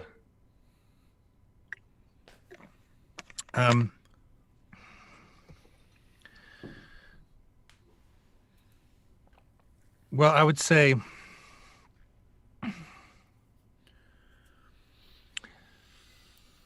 oh gosh. It's a big question, to be honest. It's where do I start? I think that there's several questions there. One is about voice acting, and the other is about acting. Well, go in go with general. voice acting then. Go with voice acting. Top Right. level stuff. So if you want to get into voice acting, certainly go for it. I will give you this warning beforehand and say that the market for voice actors is absolutely saturated beyond belief at the moment, because everybody and their mother's mother thinks they can do it and tries to do it. So on all the pay-to-play sites, things like Fiverr and voices.com and stuff, where you subscribe and you put your voice reels up and you you put yourself forward for things, and you all this stuff. There's people on there who haven't got a clue what they're doing, first of all. Oh yeah. Have no actor training whatsoever, so they're just pissing in the wind, really. And there are people out there with talent, but that's not the main problem. The main problem is that a lot of people are driving the prices down in the industry. So if you want to be a voice actor, just go into it with that warning. There are a lot of people out there doing it for a lot less than they should. So a lot of the people who should be making a living doing it genuinely because they're talented and know what they're doing aren't necessarily making the living that they should. So Really? Wow. yeah, that's a big conversation that's happening in the community, actually. Really? Yeah. Because the lower talent are pushing down the price to get in. Is what you're saying? And and it's developed partly because, I mean, this is not to put down those people. I totally get it. I love the industry, and I can see why people want to be part of it. What's happened though is that until maybe 7, 8, I don't know, maybe 10 years ago, in order to be a voice actor or a voiceover artist, you really had to go into a studio where there was a professional engineer with professional equipment to record whatever it was you were recording. And so in order to get the jobs, you had to hire a studio to make your demo reels, to do all that. You had to get an agent to put you forward for things. Technology has changed. So you can buy a decent studio mic for around £100 now, or $150. Yeah, there you go. What have you got? Rode. Rode's nice. 250. You got the bucks NT1. Aussie. Yeah, NT1. Yeah. Yeah, so that's a good mic. That's a perfect starter mic. So there's some advice for you if you're looking to get into voiceovers. The Rode NT1 is a really, really good, basic but professional studio mic. So you pair that up with some sound insulation and, Not the aircon on in the background. Yeah, exactly. Yeah, I've had to turn off our dehumidifier in the hallway and stuff like that. So, for basically, if you count a computer with a solid state drive in it, which you can get for around £500 here, so that's $750 US. I don't know what that is Aussie. About 1,000. Yeah. Yeah. So for sorry, excuse me. For say easily under £1,000 British pounds, 1,500 US dollars, 2,000 Aussie dollars. You can get yourself set up to do voiceovers. At a professional level. Well, you can get yourself set up to make the right kind of recordings. Right, yeah. And then for whatever amount you want to spend, you can put yourself out there on pay-to-play sites. But do they work? And start, well, Yeah. Yeah. who knows? Yeah, I know. People are getting work from them, but I've seen people take jobs. I've seen people, I know of people who have taken jobs from those pay-to-play sites that they should have been getting £500 for, and they've got $50 or £50 for it, because they don't really. They're trying to get credits for their CV, or they don't know what the job's really worth. So some of the companies are taking advantage of that as well. So it's like the Wild West. It's the Wild West out there in voiceover. Sounds like it. Yeah. So. Yeah. It is a bit of a shame. So yeah. My advice to you, if you want to get into it, is know that going in. There are some fantastic resources you can look into to learn more about the business and to learn better how to do it, how to edit your recordings, what kind of mic to get, what kind of USB interface are the best. I always point, in the UK, there are two main organizations that I point people to. One is Gravy for the Brain, and you can just type it into Google or Firefox or whatever, and Gravy for the Brain will come up. Fantastic online resource. They have lots of free stuff, but you can sign up, and it's like £30 a month, and you can cancel your subscription at any point. So that you can sign up for 3 months, learn a bunch of stuff, and then cancel and go off in your happy direction. The other one is called the VoiceOver Network, and that's a little bit different from Gravy for the Brain, but similar idea, where it's people in the profession who are doing this professionally get together, and they have mutual workshops, they have guest speakers, they have online resources that you can tap into to learn how to set up your studio, how to actually perform on mic. They run workshops that you can pay whatever the price is for the workshop. They run yearly get-togethers where they have a whole weekend full of workshops and guest speakers and all. So there's resources like that out there. So take advantage of those resources before you do anything, because like I said, there's free material. You can find out more about the industry. So before you invest in equipment, just look into it a bit more. I think you'll be pleased you did. And train on your voice. And train, yeah. I mean, I'm a big fan. Yeah, get good. I mean, using myself as an example. Be the best version of yourself. Be the best version of yourself. I trained as an actor. I spent 4 years in undergrad majoring in theater and with an acting emphasis. I worked professionally for 3 years, and then I went and did an MFA in acting, and 3 further years of specialist training. And then I've had other training on top of that. So I've done a lot of training to learn how to do what I do. Now, I'm not saying that you have to have the same amount of training to do it. I mean, famously, Troy Baker, he didn't train as an actor. He was a musician. He's told the story on the show before. Yeah, how he. Yeah, but he's supremely talented. Oh, so yeah. He had some, a few kind of lucky breaks early on that just got him in front of the right people at the right time, and then very clearly his talent came to the fore. And I actually saw his interview with you. Oh, you did? Nice. I watched a bit of it, and the bit I watched, he was talking about this, and he was saying, I made mistakes. I really did some stupid stuff that I don't advise you to do, So I've probably done some of the same kind of things. But so you can get into voice acting with no formal acting training. It does happen. It's not easy. But it's the wayward path. But it's possible. Yeah. It's the uncommon path. The dirt road path, yeah? Yeah. A couple more, because I know you've been very generous with your time. We really appreciate it, Doug. Brandon just asked quickly, do you think Witcher 1 and 2 should be remade? No. I mean, there's that whole thing of movies being remastered and stuff like that for Blu-ray or whatever.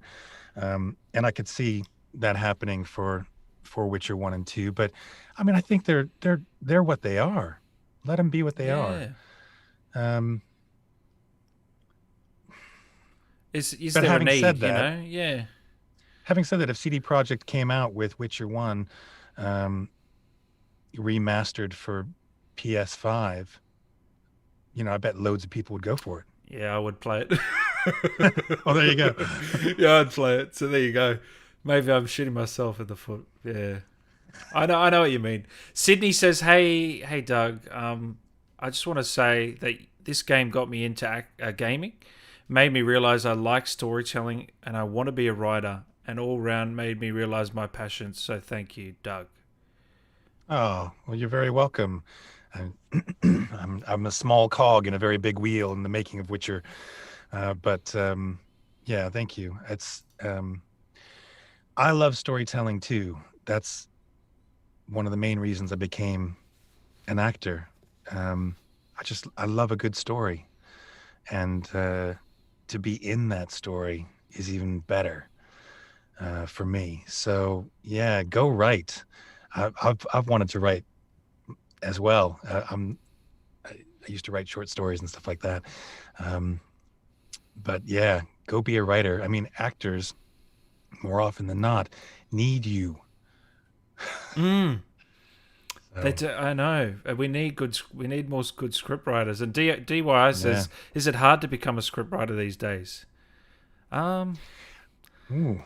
I guess it is, because you can't just, like, if you were to write an incredible story, how do you get that to the right people if you're just an everyday person? Do you know what I mean? I think it's like everything in the arts. It's hard. It's a hard path to walk. Because we do these things because we love them, because we love writing, because we love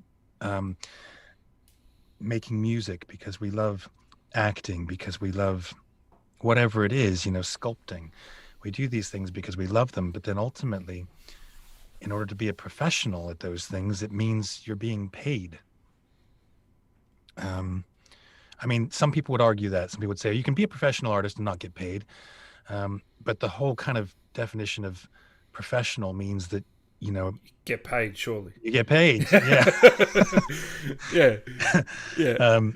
So yeah, it's a hard road. So yeah, it can be difficult to become a script writer, a screenwriter. But it's very similar to anything else in the industry. You do your thing.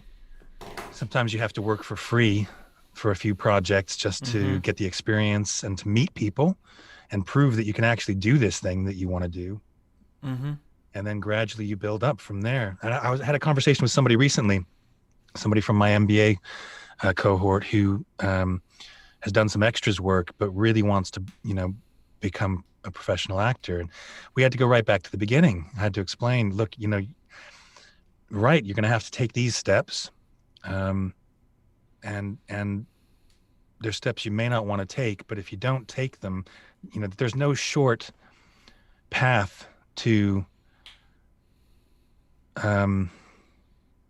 working. Just like in business or other things, sometimes as a young person or you're young in whatever it is you're trying to do, not necessarily in years, but in terms of your experience, sometimes you have to go back to the beginning. Sometimes you have to work for free. Sometimes you have to be an intern.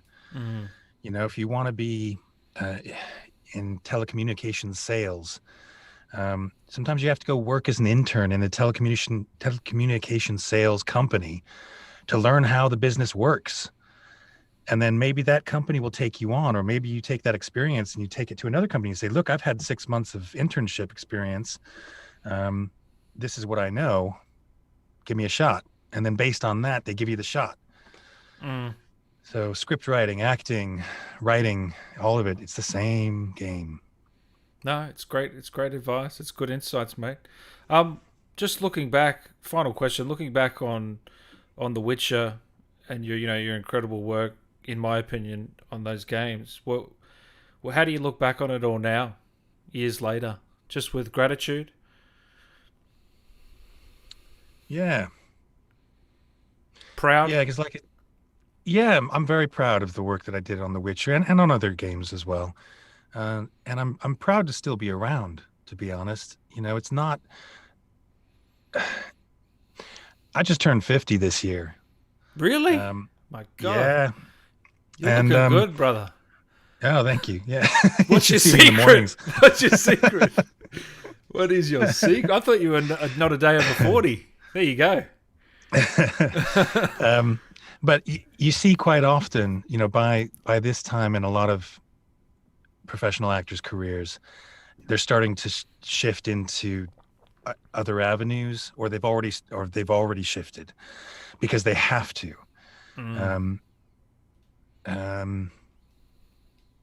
And I've been fortunate enough to be able to keep riding this horse. I'm riding Roach still. Roach, yeah. Yeah. But I am still making a living as a professional actor, which is an amazing thing. Yeah, I mean, I'm surprised every year that goes by that I look at my tax statement and go, wow, I did okay. I mean, don't get me wrong. I'm not raking in big bucks. I'm not driving around in Ferraris or anything like that. I live in a detached house in Bournemouth, England. Paying off my mortgage. I'm a jobbing actor, but I get enough work that I can actually live my life. Mm-hmm. So, doing the thing you love, which is what everyone aspires to be. So it's amazing, man. I really appreciate your time and coming on for the last 90 minutes. I hope you enjoyed yourself too. Yeah, I have. It's been really great talking to you, Dan. And can I say, actually, I looked at a couple of the videos of other interviews you've done as well, and you make it a really welcoming environment. You know your stuff. Thank you, man. So I wish you fantastic fortunes. And it looks like you're doing well. The numbers on your videos and stuff are, looking good. So strength to strength, man. I really appreciate it, brother. Thank you so much for the kind words. Before I let you go, is there anything Geralt can say to Dan before we close this out? Is there anything you'd like Geralt to say to Dan? Oh, I mean, there's so many things. I'm on the spot now. Oh shit, I don't know. I should have prepared for this. Well, I'll give you a couple sound bites, okay? Okay. Because you've been so cool and because you are man. cool.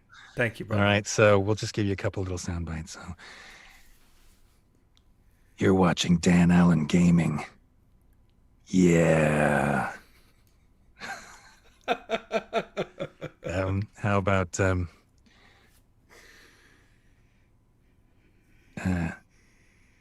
this is Geralt of Rivia, and you're watching Dan Allen Gaming. Get on it. I don't know what that was. Yeah, that was good. I'll take it. I thought you were going to say fuck at the end. I could. Oh, shit. No, that's awesome, man. I really appreciate it. I'll probably harass you to come back on at some stage because I've just had so much fun with you, mate. Really appreciate it. I'd be very happy to do that. Thank you, man. Well, have a nice dinner. Hope you cook up a nice concoction for the fam tonight. Yeah, no idea what I'm going to make for dinner tonight. I mean, I may not even be making it. So, but yeah, just before we get off, Dan, just a quick shout out to everybody who's been watching and hanging out and stuff. Just love you guys. Thanks for watching. Thanks for putting in all the questions. Hopefully, when things clear up a bit more, I'll see some of you at a convention somewhere. So yeah, if you do meet me at a convention, say I saw you on Dan Allen Gaming, and I may or may not remember that at that point. Just depending on the day and how many years into the future that is. Well, and also make sure you follow Doug on Instagram, Twitter, and get a cameo from him. Is there anywhere else that you're on? Am I missing anything? I've got a Facebook page, but Facebook, I've got two. I've got a Facebook account, but I try to keep that personal. Okay. But I do have a Facebook page that's like, my Twitter or my Instagram. All right, I'll link that in after for you. Yeah. Cool. Awesome. All right, guys. Well, it's been a pleasure, Doug. Thank you so much, man. Likewise. I look forward to talking soon, brother. Yeah, likewise. See you later, everybody.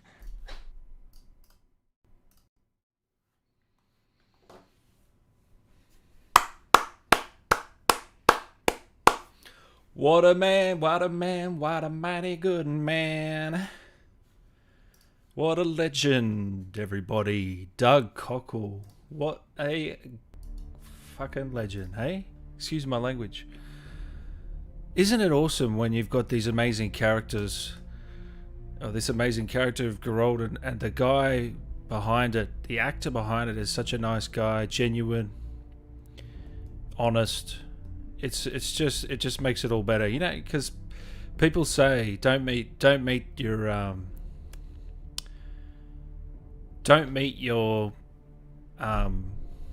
idols. You know what I mean? Don't meet them, and then, you know, we've had such a good fortune of meeting all these amazing actors that are just such great guys. I hope you enjoyed it, guys. I hope you enjoyed. That was I don't know if we were supposed to go that long, but Doug was very generous with his time. We ended up going about 95 minutes. You know, usually they only go for an hour, so really can't thank him enough, guys. And make sure you go over there and follow him on his social platforms and let him know you enjoyed the interview. You know, you really loved it. If you did. Who cares? Well, you did it, Dan. You led. Thank you, man. I'm playing the game right now, Harry, are you? That must be trippy. I've never thought about that, the people playing the games while we're doing the interview. It'd be interesting.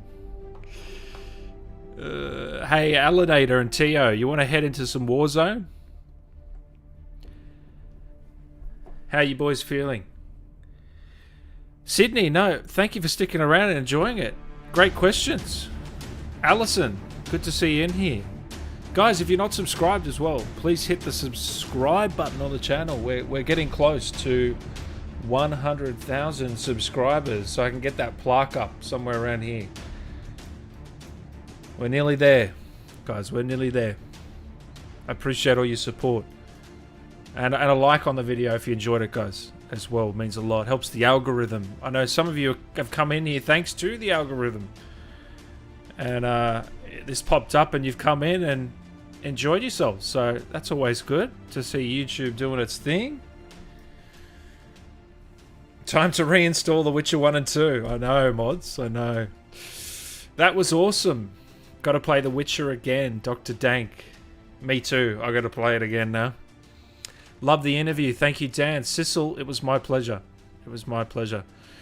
CDPR tends to have all the nice people voice act for them. A spectacular Spiner fan. I actually 100% agree, bro. Every actor we've had from CD Projekt Red's games have been awesome. Maybe we're just lucky. Maybe we're just lucky. And guys, I hope you tune in tomorrow for Joseph Fares. Even if you don't know who he is, he was a game director for It Takes Two recently, A Way Out, and Brothers. Stick around for it. You will enjoy it. He's got a lot of personality. He's the guy that said fuck the Oscars, if you remember that. We'll ask him about it. It'll be fun. The voice acting industry is so wholesome. You know, Doug, Critical Role, Troy Baker, Nolan North, all of them simply fantastic. They are. They're just a nice crew. I think they're different to normal Hollywood actors because it's a smaller scale. Even just for the pay and for the recognition, you know, they don't get as much recognition because their face isn't on the poster like these movie stars. Parzival, thank you so much for the donation. I really appreciate it. Damn, I missed the interview again. Yeah, I know. Look, I don't pick the times, guys. The guests pick the time, so you have to bear with me on that one. But I really appreciate the donation, man. You know, you don't understand. It really, really helps bring the show to life for you guys. You can also become a member, like a couple of guys in here, Xgarbet, Alinator, Tio, Who Cares? Bunch of guys are in here. You can become a member. $2.99 Aussie, pretty cheap. help support the channel. Traveller, great interview, nice job. Well, thank you so much. Aaron, that was amazing. Thank you. You'll get to 100k soon, buddy. Thank you, Ari. We'll get there. We're on the right path. Kelly, thank you, Dan. Thank you, Doug. Big love to you both. Well, thank you, Kelly. Thank you. Maxi, I missed the interview. Damn. It's all good. It's as soon as I end this, it's going to be up and you can rewatch the whole thing. I'll put timestamps on it. Probably not tonight. It's about 1 a.m. here in Oz, but I will get timestamps on them for you guys at some point. Can you reach out to Steve Downs or Keith David? Carson, I've reached out to both. I've reached out to both, Carson. So fingers crossed we get Steve Downs, the voice of Master Chief. How cool would that be? But, guys, we've got Solid Snake on. That's something cool. Solid Snake, David Hayter. That's a pretty big guess. Really excited for that one. If you know of his work. Amazing guy. That'll be good. We've got Julie Nathanson coming on the show as well. If you're not familiar with her work, you can look her up. When's the Micah interview happening, Hashan? I'm not sure, man. We're working it out. Hopefully soon. Hopefully soon. The guy on cocaine. I don't know what you're talking about, Arnie. Drug-free around here, brother. Just subscribe. Got to follow what you're going to do next. Sissel, thank you so much. Make sure you follow me. Twitter, Instagram. Wherever you're on socials. Facebook, Twitter, I'm all over the place. And that all the follows help, guys. You don't understand. It really, really helps. Haha, Aaron. I'm so excited for Joseph Fares. Kiss my... No, I am too, man. He's going to be a blast. We're going to get so much out of him. It's going to be one of the best interviews. It really is. I can't wait. Tomorrow, guys. About the similar time when this started. Joseph is hilarious. He really is the hunter. He really is, man. I got here a bit late because I was on my visa exam, but I had... Have you asked Doug about The Witcher 3? I didn't get to ask him about The Witcher 3 mods, but don't you worry. We'll get Doug on again someday. Don't you worry. What time for Joseph Fares? That's going to be 1 p.m. BST, British, believe 1 or 2. I'll have a post up, so just follow me on socials and you'll get that.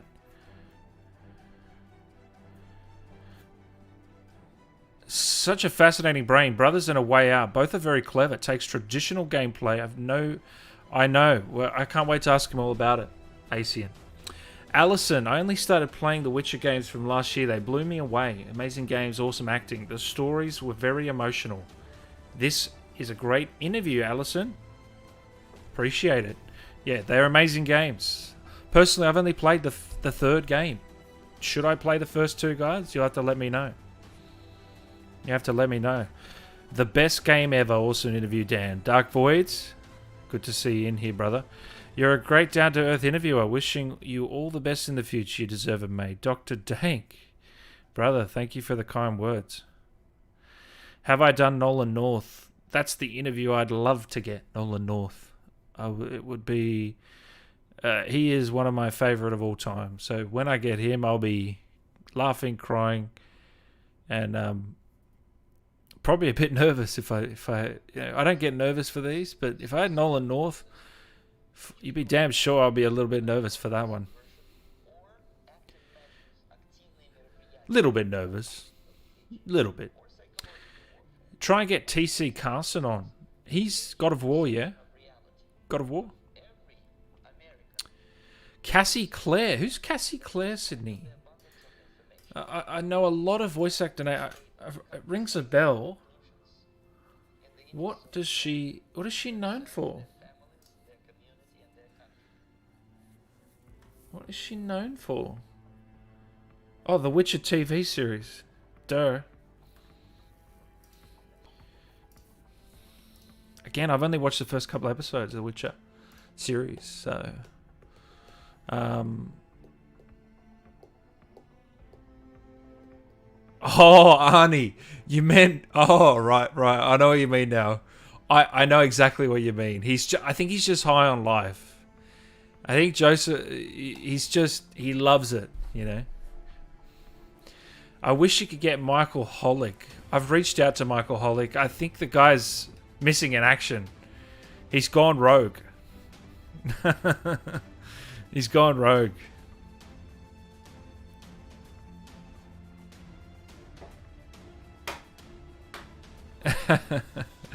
Ashley Johnson. King, I've reached out to Ashley.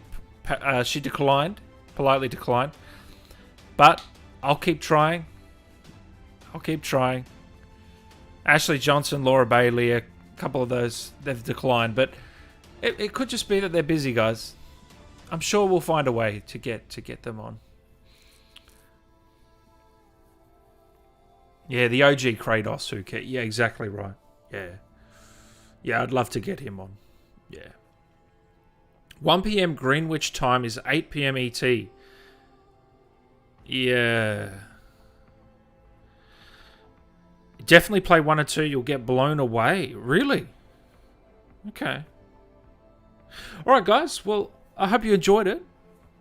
And I'll be back tomorrow. But look, again, guys, subscribe to the channel. Leave a like. Twitter. Give us a follow. And let Doug know on socials that you had a great time today. I really appreciate it, guys. As always, Dan Allen Gaming here. I hope you enjoyed it. Have a great day, night, morning, wherever you are. Love you all, and I'll see you tomorrow. Take care, guys.